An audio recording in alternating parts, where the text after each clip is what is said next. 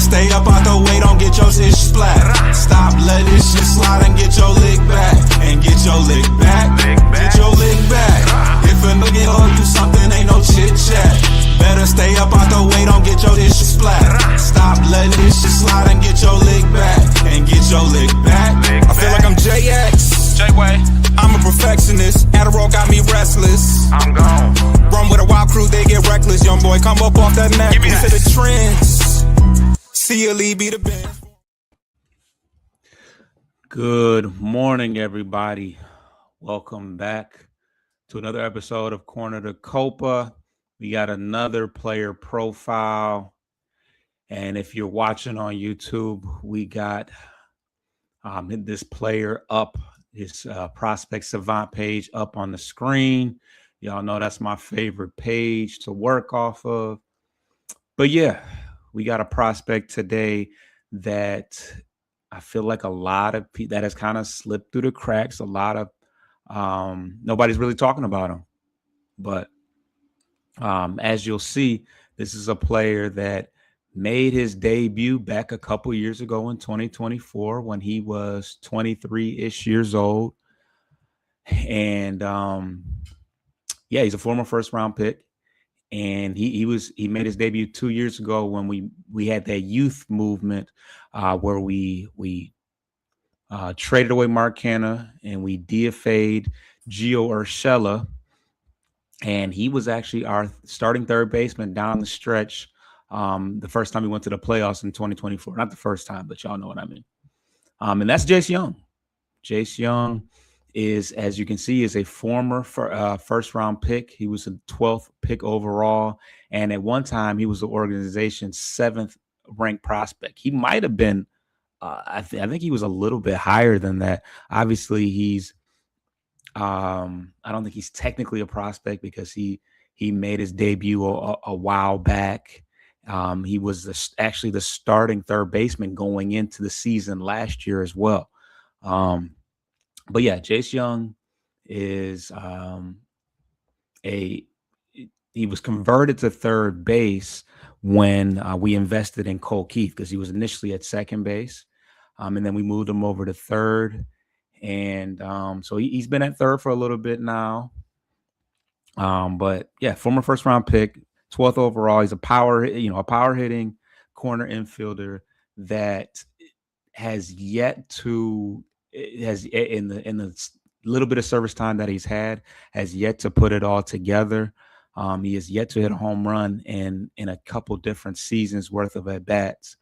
But when you look at the analytics, I mean, the hard hit rate's there, the pull in the air rate is there, which is usually a strong indication of somebody that can hit for some power. Now he's hits for some power at the minor league level. I'll pull up his minor league stats in a little bit, but he's hit for power at the minor league level, but he has yet to hit a home run in his short major league career. Now he flew through the system, made his debut after switching his position, and I think that he could possibly just need more at bats. The Tigers have been competing so much that they haven't had the ability to just let him play third. So we've had a number of different third basemen. We've yet to still find an everyday third baseman. You got McKinstry out there. You got Vierling that's gonna play some third base, and you also got Cole Keith, who has blocked him again. He was blocked at second. Obviously, we went out and got Gleyber Torres, so Torres is holding it down at second base, and now you got Cole Keith getting reps at third base. So he's on the 40-man roster, and in my opinion, I don't think I don't think that there's really a trajectory for him to get back into the fold of things. And we'll talk about that too. But you look at that analytics, the hard hit rate is there. The barrel rate is there.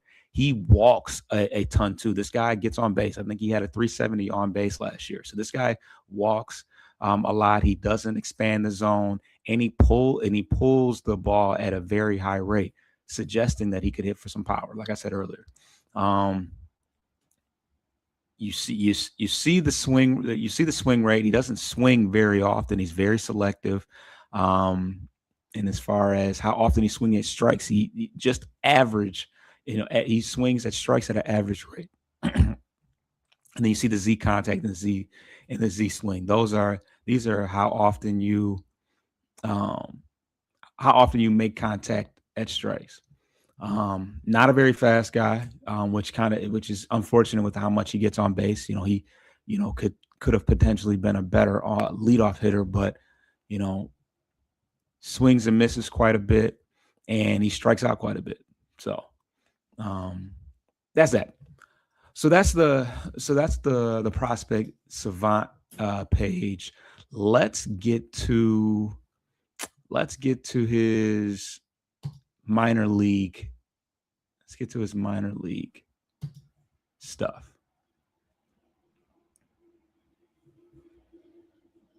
All right. So as I said, he's flown through the system. He tore it up at in Erie and in West Michigan. Had hit 28 home runs in 2023, which put him on a fast track to the major leagues. 2024 had another strong year, 15 home runs and 63 RBIs at the AAA. Was that AAA level?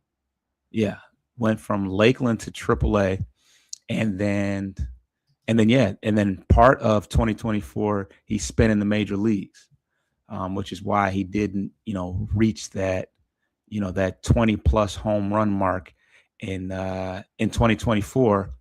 But like I said, he has not been able to translate that success at the minor league level to major league success. He walks a ton. He still doesn't expand the zone, so that's a peripheral that has translated over to the major league level, but he's not. It's all weak contact. He's not hitting the ball for power. He's not a great defensive third baseman. So you need some power at the corner positions. Like I said, he hasn't had a lot of at bats at the major league level, but the way the Tigers are at the level that we're competing right now, we can ill afford to bring him along slowly at the major league level. So he started with us at spring training, got sent down, and was down for pretty much the whole year. And he came back up. He was a part of some of the call-ups late in September. Still not a large sample size.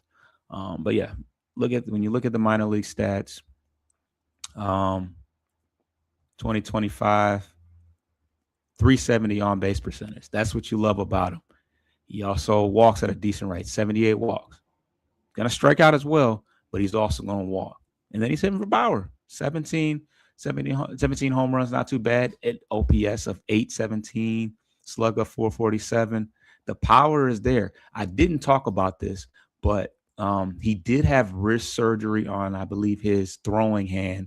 It's right-handed, of course, in the offseason going into 2025. So we thought that maybe, I think the thought was that once you repair the wrist, the power will return.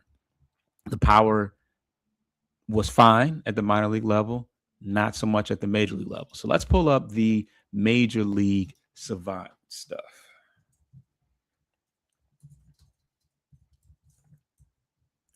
Let's see.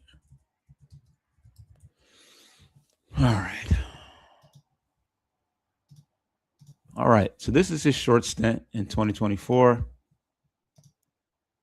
As you can see, he only had 94 plate appearances, 79 actual at bats because the rest of those were walks. He did manage 19 hits, 240, not a bad average, and the on base was good because he walks a lot. You see the chase rate, you see the walk rate, but no pop in his bat, none whatsoever. And it gets more interesting. We get to 2025, only 55 plate appearances, 47 actual at bats. Now, the reason why I say it's interesting, walk rate's still high, of course. The chase rate is still where you want it to be. Bat speed went up, which I believe is due to the wrist being, the wrist being repaired or having surgery on the wrist. So the bat speed is there, but he has not hit anything well, from fastballs to anything with spin. He just has not been able to hit at all. You see, sprayed a couple, got a couple, a couple line drives up the middle, a couple RBIs to the pull side. I mean, a couple hits to the pull side, but overall 106 average. The on base percentage dropped drastically. The slug dropped drastically. Everything did. 342 OPS. So this guy's 25 years old. He's obviously a former first round pick, but there's no indication that he's going to get any better. Right now, he's holding down a 40-man roster spot along with a couple other guys that a couple other guys that probably have more of an outside track to be the starting third baseman. They protected Hyu Lee they protected Hyu Lee in the Rule 5 draft. They also protected Trey Cruz, who plays some infield, as well as who else? I feel like there was another infielder.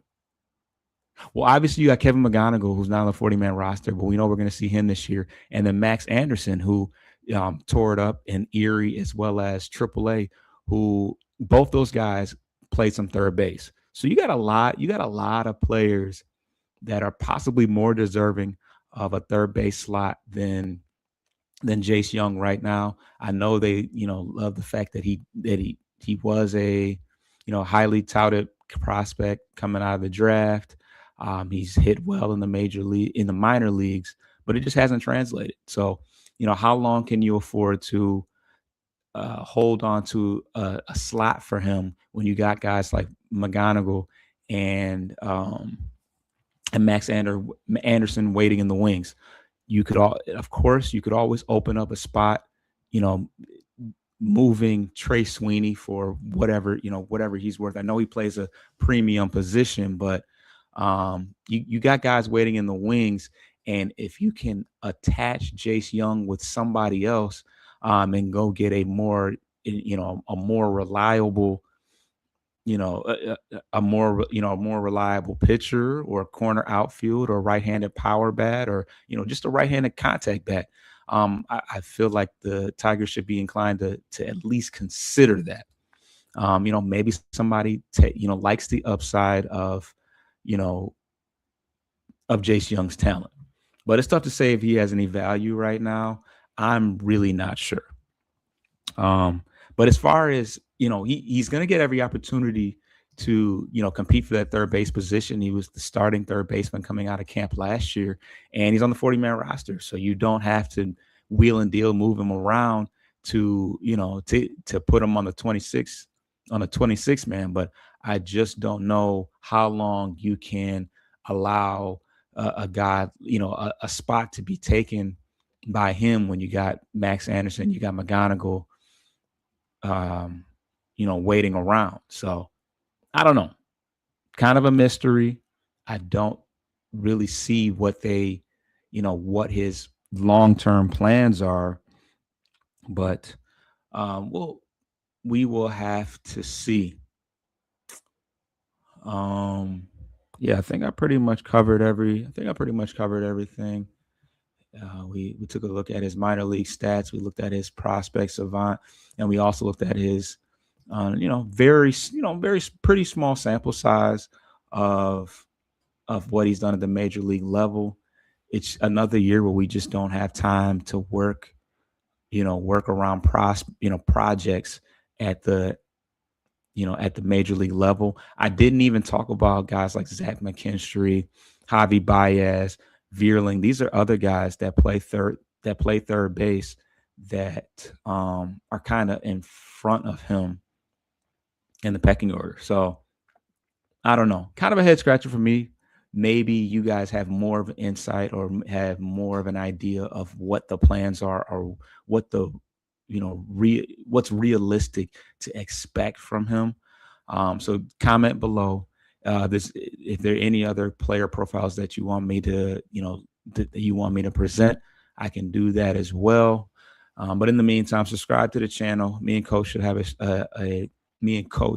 have a show real soon. I put out a snippet announcing the official trade of Justin Henry Malloy, which is yet another failed third base project, who's now on the move. So subscribe to the channel, leave a comment, share it around. We'll be back soon with a full-length show. I'm out. Get your lick back. If a nigga do something, ain't no chit chat. Better stay up out the way. Don't